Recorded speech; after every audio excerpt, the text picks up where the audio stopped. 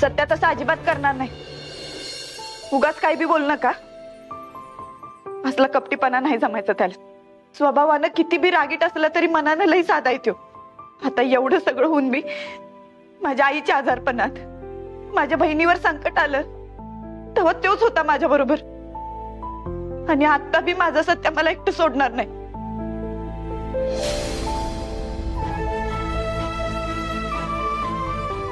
तुझं लग्न अपघातात झालं असेल ना? प्रेम पण अपघातानच होईल बघ. प्रेम नाही, मैत्री आहे फक्त.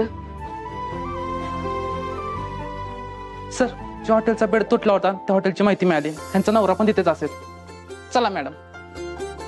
चला.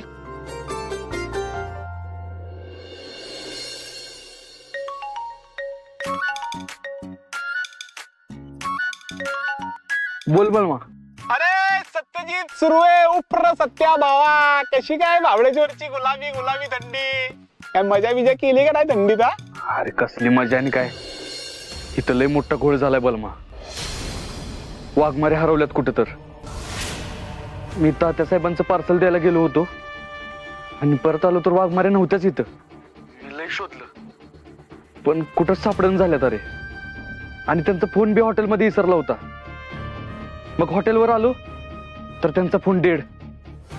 त्यांना इथलं काहीच माहित नाही रे. कुठे गेले असतील वाघमारे. मला ना काहीच कळणं झालंय बघ. सत्या ऐक, तू रिलॅक्स हो. तू जास्त लोड घेऊ नको. अरे असं कसं लोड नको घेऊ. अरे माझ्या जबाबदारीवर आणलंय मी त्यांना इथं. बघ सत्या, तू शांत हो. एक काम कर, लोकेशन टाक मला, मी येतो तिथं. आपण दोघं वाघमाऱ्यानं शोधू. नाही नाही नको, तू यायची काय गरज नाही.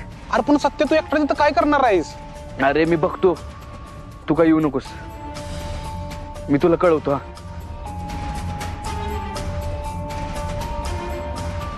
सत्या एवढा एकटा भिडणारा गडी आज पहिल्यांदा त्याला असं रडवेला बघितलं. काय झालं असं? शेवटचा फोन कुणाचा आलाय बघ.